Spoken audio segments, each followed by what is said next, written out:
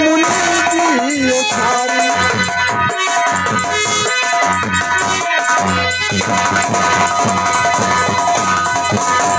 मैंने आपको नहीं देखा, मैं शिकार के चक्कर में भागते भागते आ रहा था। अचानक आप इस वृक्ष के नीचे बैठकर तप कर रहे थे और मेरा घोड़ा आपसे स्पर्श हो गया, आप जमीन पर गिर पड़े। मुनि जी मुझे क्षमा कर दीजिए और मुझे अपने श्राप से मुक्त कर दीजिए। मैं आपसे हाथ जोड़ता हूँ। ऐसा हरगिज़ नहीं होगा, क्योंकि तूने अपने धन की हविस में हमारे पूजा में विघ्न बना है। हम तुझे माफ हरगिज़ नहीं करूंगा। अगर आप मुझे माफ नहीं करेंगे तो दिया हुआ श्राप जो तुमने हमें श्राप दिया है कि हमारे महल में कोई चिराग जलाने वाला नहीं होगा, नहीं तो उस चिराग से, उस श्राप से मुझे मुक्त होने का कोई तो उपाय बता सकते हैं। मैं आपके हाथ जोड़ता हूँ, उसका कोई तो उपाय होगा, कोई तो ऐसा तोड़ होगा जिससे कि हम उस श्राप से मुक्त हो सके। उपाय उपाय तो है। क्या है मुंडाजी? लेकिन हम तेरी खता माफ नहीं करेंगे। लेकिन ठीक है, अगर तू हमारे पैरों पर गिरकर और भीख मांग रहा है, क्षमा याचना कर रहा है, तो हम उपाय तुझे बताएंगे। कौन सा उपाय हम जानना चाहते हैं। आखिर वो कौन सा उपाय है मुंडाजी? वो मैं बतलाऊंगा कि कौन सा ऐसा उपाय है। हमारी बातों को ध्यान से सुनो। कहो। हेलो हेलो, ये आगे ठाकुर डरीबा तिवारीपुर के रहने वाले हैं। इस सीन को देखते हुए 10 रुपए के इनाम दे रहे कमरी सुखे का धन्यवाद। मुंडाजी वो कौन सा ऐसा उपाय है, एक बार हमें बताओ। बतला रहा हूं।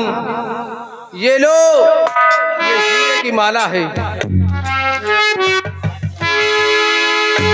और इसे ले जाओ और अपनी बड़ी रानी के गले में डाल देना।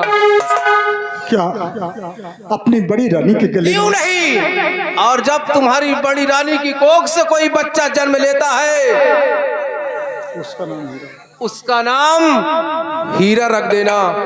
और जब हीरा और मोती का मिलन होगा, तब तुम्हारे इस राज में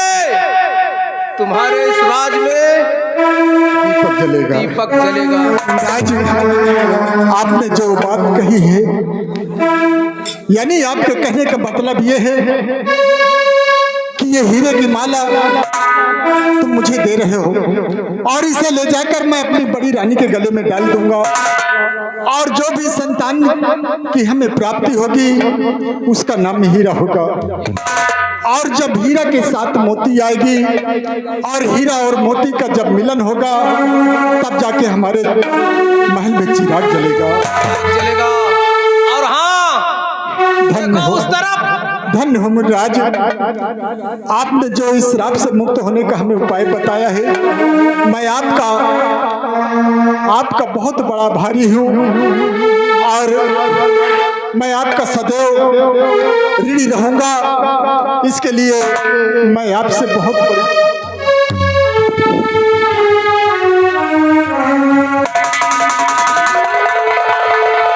देखो उस तरफ कौन आ रहा है।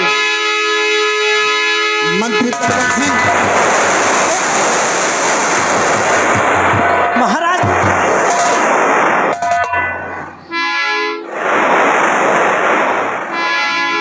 कोई नहीं। हेलो, आप हैं श्रीमान जी गुड्डू पटेल। गुड्डू पटेल जो साहब इसी गांव से निवासी हैं। आपके द्वारा 20 रुपए का पुरस्कार प्राप्त हुआ है। पार्टी की ओर से हार्दिक बधाई।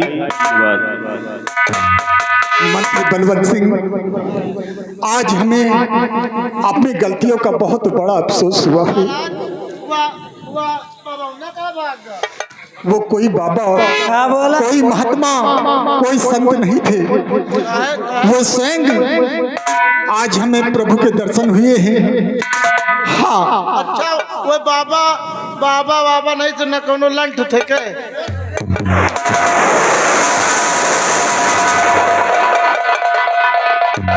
लंठ नहीं, के संत थे। बदतमीज कहीं का। अगर वो आज यहाँ पे होते तो ऐसा तुझे श्राप देते कि जीवन भर तू रड़वा ही रहता। महाराज शराब तो हम कभी को पीते हैं।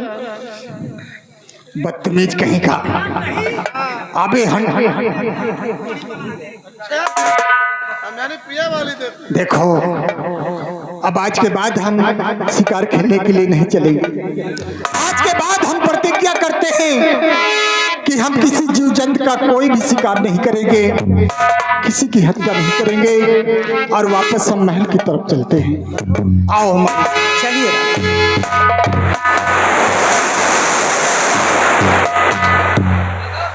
जर की जा शेरौना का देखा हम भाग चले, नहीं पता लागत हमका शेर खा डाला तो हमारा मेहरारू विधवा हो जात। क्या करी भाई, जंगली जानवर से होशियार रहा चाहिए। जाऊं तो मुँह आरत रहा, हम आँखें तिन्न भिन्न हो गई देख के। अब हम भी चल रहे हैं, चलते चलते कहना क्या मास्टर, और हमके दुल्हन चाहिए पढ़ी लिखी स्टाइल वाली। आजकल मेहरारू ला तो पढ़ी लिखी ला हो। और हमके दुल्हन चाहिए पढ़ी लिखी स्टाइल वाली, जियो मोबाइल वाली ना।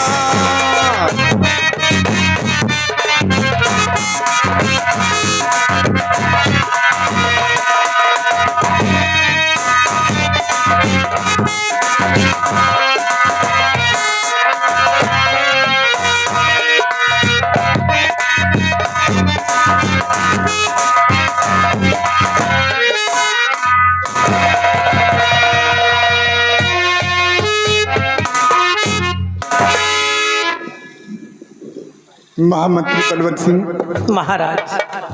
आज हमें अपनी गलतियों पर बहुत बड़ा अफसोस हुआ है। क्यों नहीं राजन? और आज के बाद हम जीवन में कभी भी ऐसा काम नहीं करेंगे, किसी भी जीव जंतु की हत्या नहीं करेंगे। आज ये उसी का श्राप मुझे मिला है। अगर आज ऐसा नहीं करता तो महात्मा मुन्नाज हमें गुस्से में आकर श्राप नहीं देते। नहीं देते राजन, सत्य बात।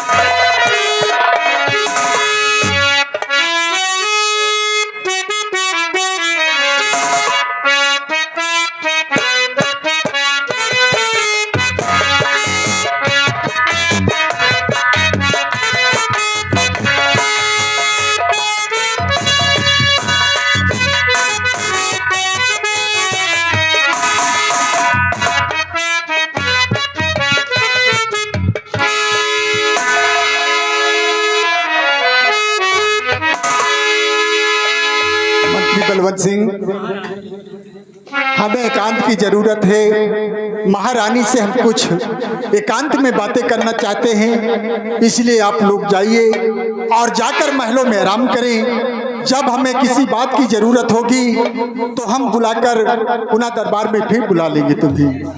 जाओ।